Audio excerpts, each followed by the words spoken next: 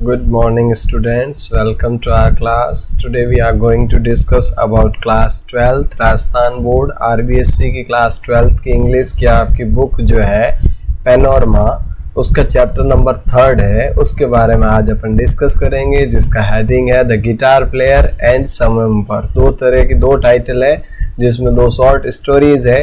In stories के बारे में आज अपन चर्चा करेंगे।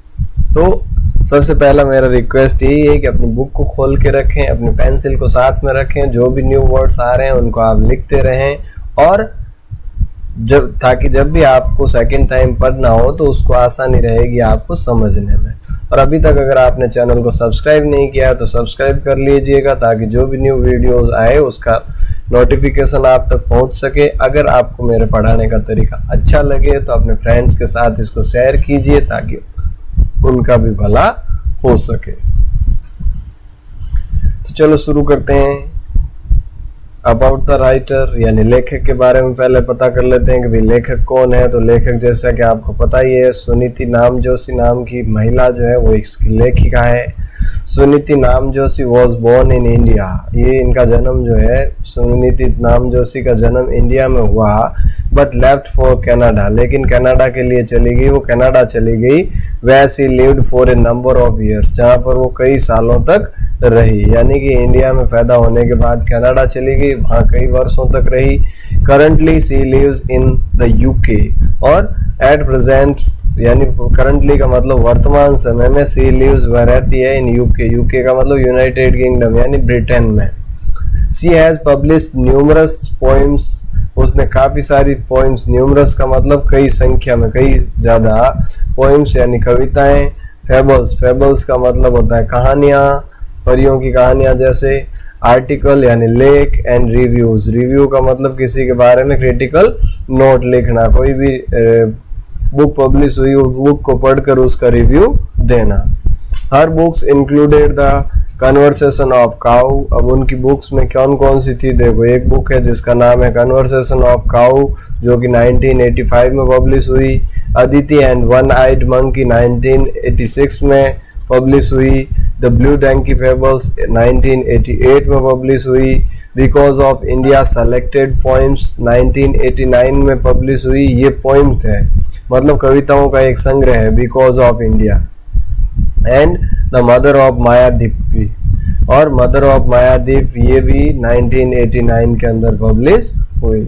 अब आते हैं अपन आज की इस स्टोरी के ऊपर जो कि है गिटार प्लेयर। अब गिटार प्लेयर जो स्टोरी है इसके बारे में अपन चर्चा करते हैं कि भाई इसमें क्या कहा गया है, किसके बारे में स्टोरी है और क्या मैसेज देने का कोशिश की है। लेकिन इससे पहले अपन अबाउट द लेसन पढ़ लेते हैं, अबाउट द स्टोरी पढ़ लेते हैं ताकि हमें एक आइडिया हो जाए कि भाई दोनों ही जगह स्टोरीज में क्या दे रखा है। तो देखिए, अबाउट द स्टोरी में guitar plays and some members are taken from her book feminist fables 1981। अब जो सुनीति नामजोशी की एक बुक है जिसका टाइटल है फेमिनिस्ट फेबल्स, और ये फेमिनिस्ट फेबल 1981 में 1981 में पब्लिश हुई। उनमें ये दोनों कहानियां हैं, ये दोनों कहानियां वहां से ली गई है, गिटार प्लेयर और समवेम्बर।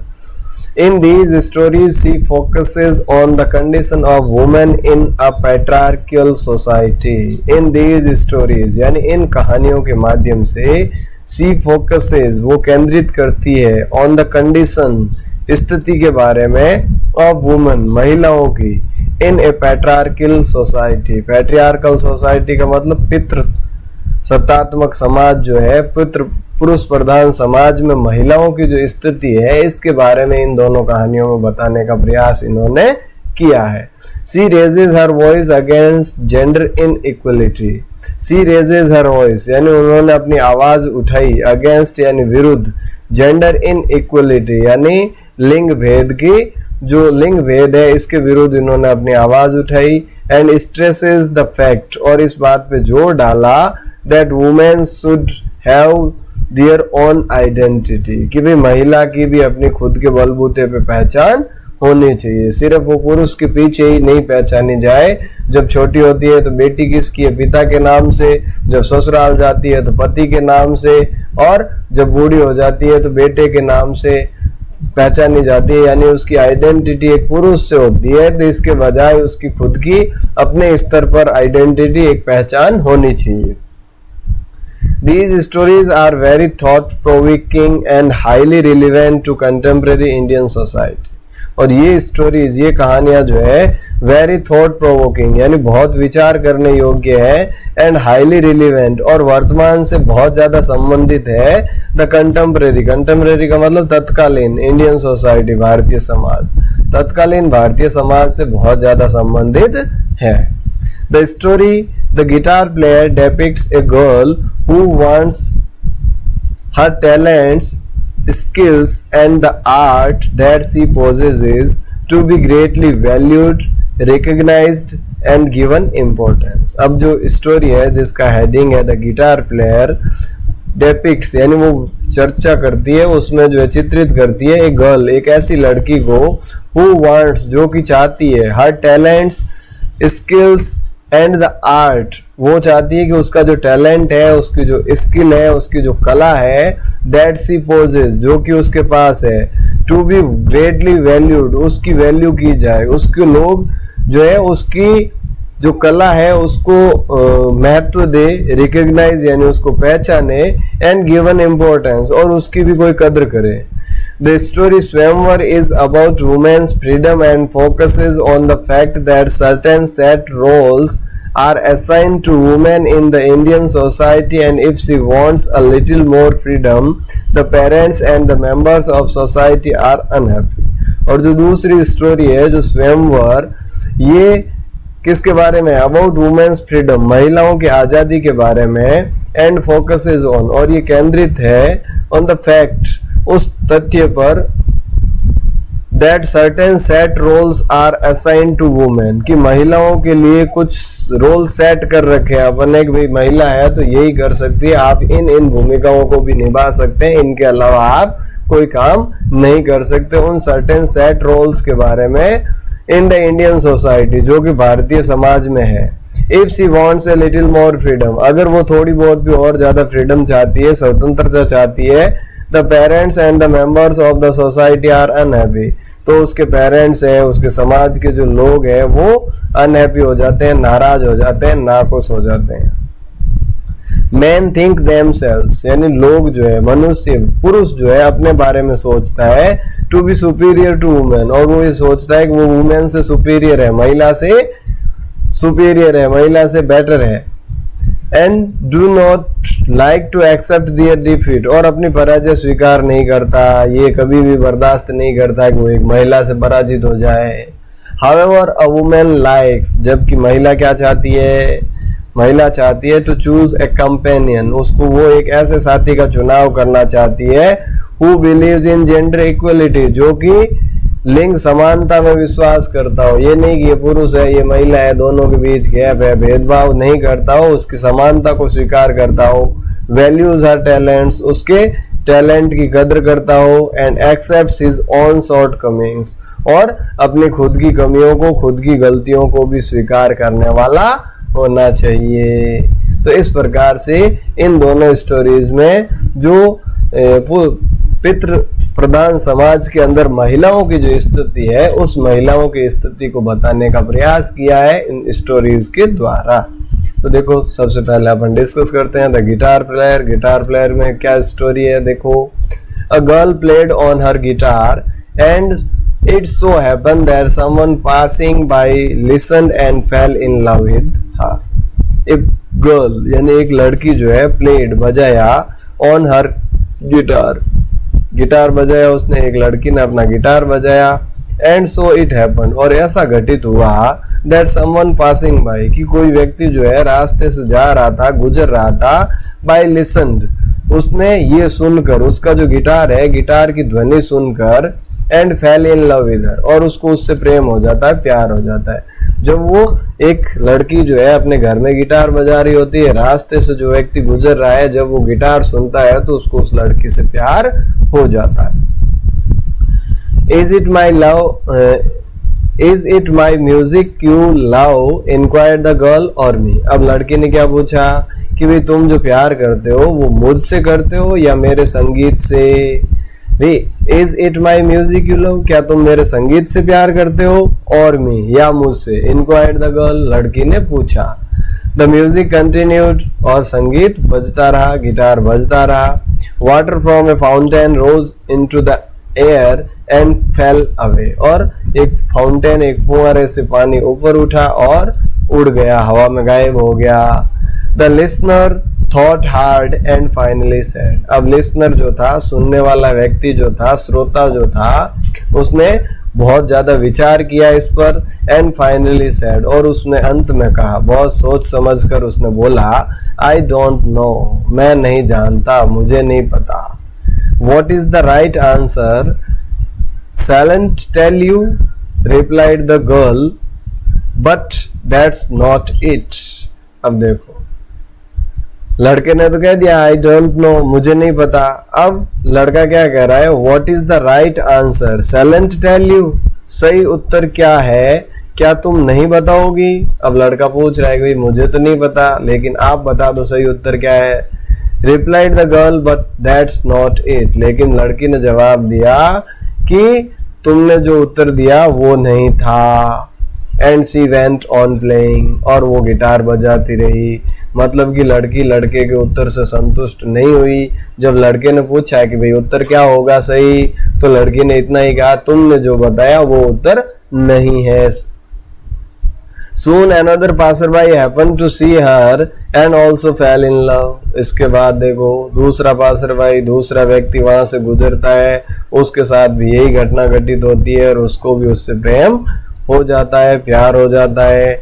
अब ये लड़की वापस उससे वही सवाल पूछती है, is it me you love और माई गिटार, इंक्वायर्ड द गर्ल। लड़की ने कहा, क्या तुम मुझसे प्यार करते हो या मेरे गिटार से। The second passerby stared at the guitar. अब सेकेंड पासरबाई जो था, दूसरा व्यक्ति जो वहां से गुजर रहा था, उसने स्टेयर्ड यानी चौंक कर देखा, एट द गिटार, गिटार की तरफ, स्माइल्ड और मुस्कुराया, एट द गर्ल, लड़की की तरफ मुस्कुराया, एंड लास्ट वेंचर टू से, और अंततः वेंचर का मतलब साहस किया, हिम्मत की, टू से कहने की हिम्मत की। वेल आई डोंट नो, उसने भी वही कहा, ठीक है मुझे नहीं पता। इट्स अ ब्यूटीफुल इंस्ट्रूमेंट, और ये जो गिटार है ये एक बहुत खूबसूरत इंस्ट्रूमेंट है, खूबसूरत उपकरण है। What is the right answer, अब वो भी लड़की से पूछता है कि भाई सही जवाब क्या है। But she just said that wasn't it, लेकिन लड़की सिर्फ इतना ही कहती है वापस एक, भाई जो उत्तर तुमने दिया है वो सही नहीं है। एंड वेंट ऑन प्लेइंग, और वो गिटार बजाती रहती है।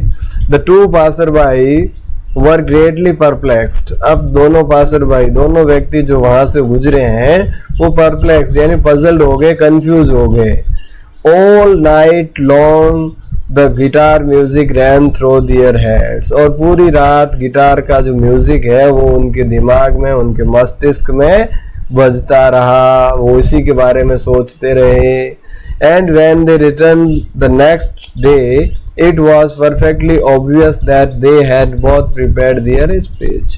और अगले दिन जब वो सुबह को लौटे, तो दूसरे दिन जब लौटे तो ये बिल्कुल स्पष्ट था। ऑब्वियस का मतलब स्पष्ट, परफेक्टली का पूर्ण रूप से ये स्पष्ट था, that they had both prepared their speech, कि उन दोनों ने अपना जवाब तैयार कर लिया था। यानी रात भर सोचा, रात भर सोचने के बाद उन्होंने अपना जवाब तय कर लिया था कि भाई इसका जवाब क्या देना है।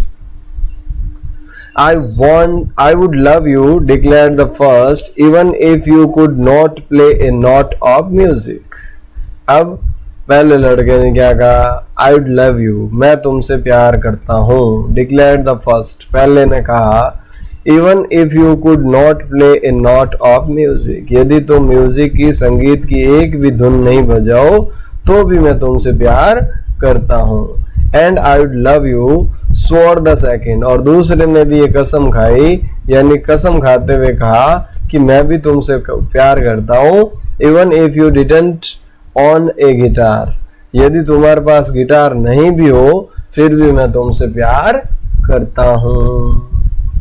अब लड़की वापस क्या जवाब देती है देखो, you don't understand, replied the girl. अब लड़की ने जवाब दिया यू डोंट अंडरस्टैंड, भाई तुम नहीं समझते, तुम मेरी बात को समझते ही नहीं हो, समझे ही नहीं हो। आई एम ए म्यूजिशियन, भाई मैं एक संगीतकार हूँ। Which me do you love if you do not care about my music at all.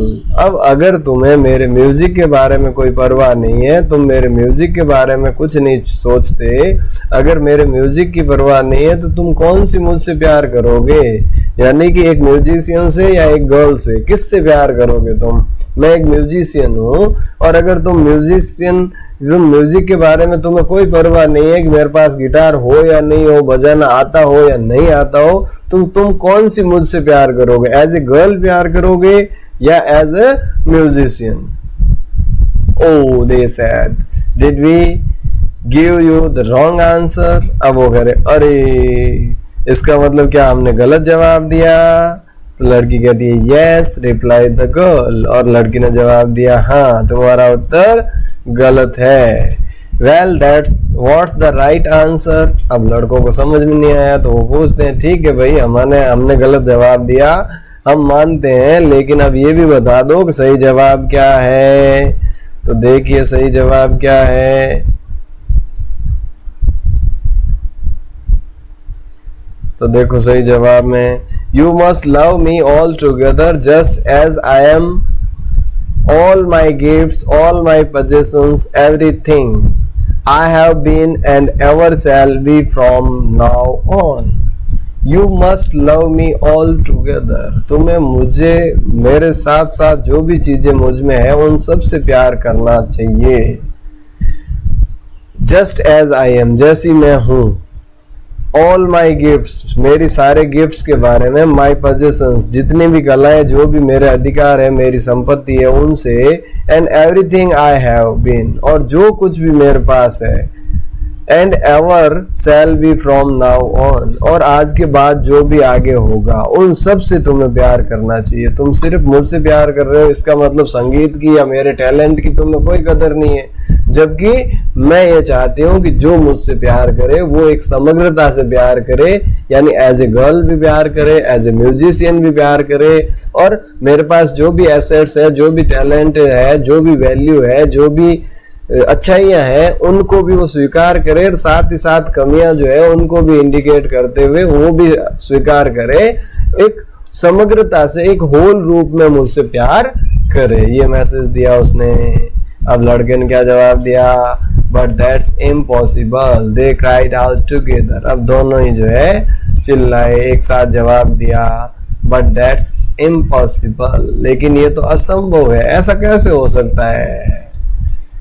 Yes agreed the girl. अब लड़की ने जो है सहमत होते हुए कहा हाँ बिल्कुल। Choose a sad little tune to suit the occasion, और अब जो है उसने एक सैड यानी कि दुख भरी ट्यून को सेलेक्ट किया और बजाने लगी, क्योंकि उसको निराशा हुई कि भाई किसी को भी उसकी वैल्यू, उसके जो टैलेंट है, उसकी जो स्किल है, उसकी किसी को कोई कदर ही नहीं है। वो तो सिर्फ एज ए लड़की, एज ए गर्ल, यानी कि शारीरिक ब्यूटी जो है उससे प्रेम करते हैं, जबकि उसकी जो कला है, जो आर्ट है, जो टैलेंट है, उसके बारे में तो कोई कदर ही नहीं है। यानी कि ये स्थिति बता रहा है कि किस प्रकार से इस पुरुष प्रधान समाज में महिलाओं की स्थिति है, यानी वो महिला को एक महिला के तौर पर ही देखते हैं। अगला देखो स्वयंवर। स्वयंवर का मतलब पता ही है आपको, स्वयं का मतलब खुद, वर का मतलब क्या होता है? पति। तो स्वयंवर यानी खुद को पति चुनना।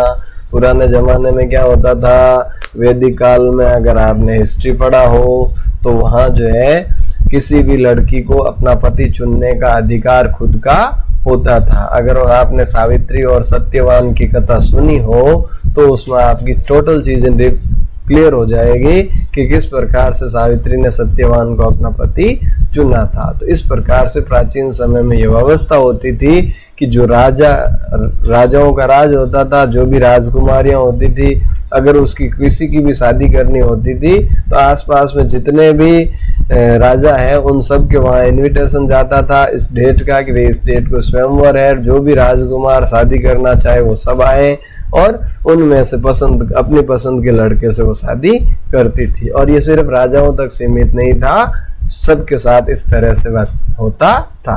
तो ये भी इसमें क्या है, स्वयंवर यानी अपने पति को चुनना। देखो, once upon a time there was a little princess who was good at whistling. Once upon a time वगैरह एक समय की बात है। There was a little princess, एक छोटी राजकुमारी थी, who was good at whistling, जिसको कि विस्लिंग में बहुत अच्छी थी, सीटी बजाने में बहुत एक्सपर्ट थी।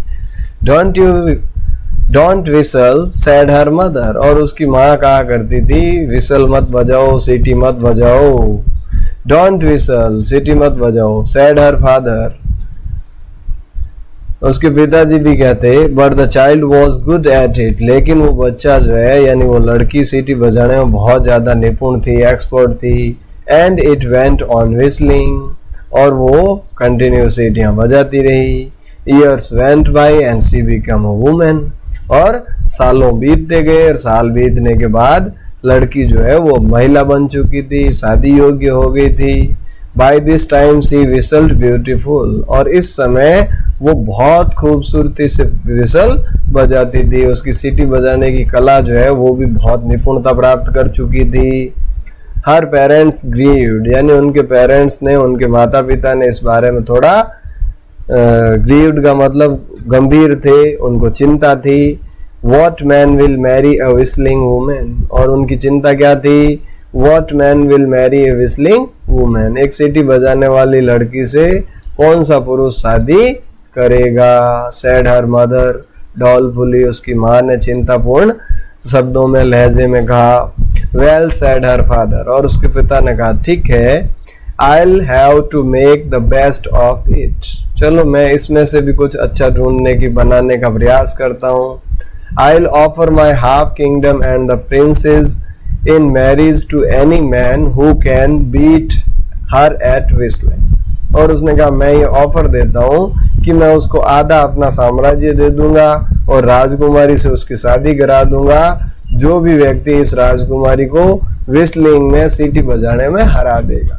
अगर कोई भी व्यक्ति अगर इसको सीटी बजाने में हरा देगा तो उससे मैं इसकी शादी करवा दूंगा और साथ ही साथ इसका आधा राज्य उसको मैं दे दूंगा।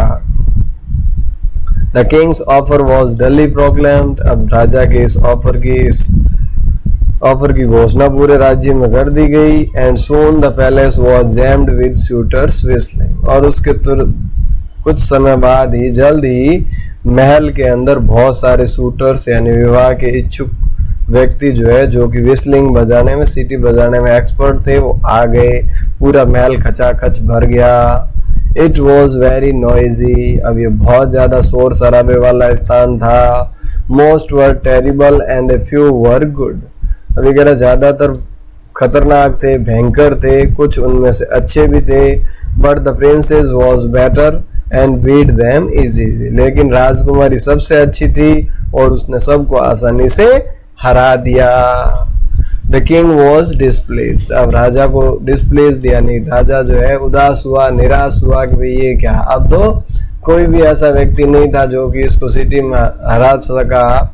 बट द प्रिंसेस सेड, लेकिन राजकुमारी ने कहा, नेवर माइंड फादर, पिताजी चिंता मत करो।